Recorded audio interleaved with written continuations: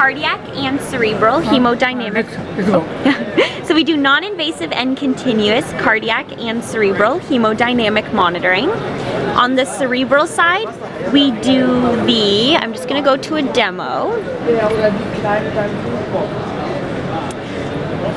We do the cerebral oxygen saturation as well as the blood volume, which indicates the milliliters of blood per liter of tissue beneath the sensor.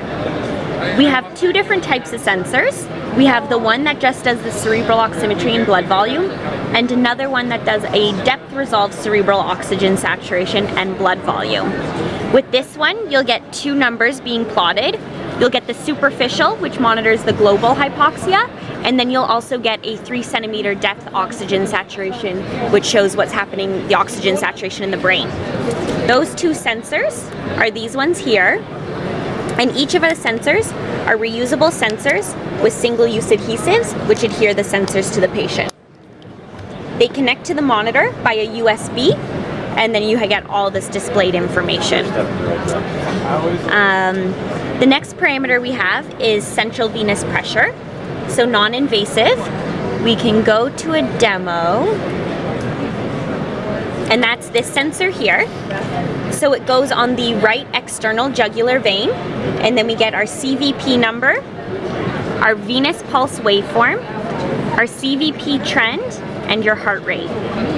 The sensor goes like this, and it's a reusable sensor with single-use adhesives that clip on, and then you would place it on the neck so that the external jugular vein sits in between the emitters and the detectors on the sensor. The next parameter is the cardiac output and stroke volume.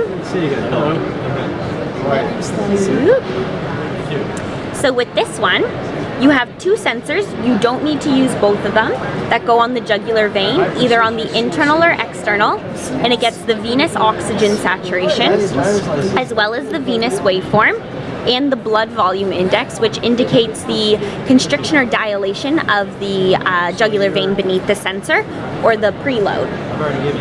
That's this sensor here. And once again, you'd place the vein so that it sits in between the emitters and the detectors.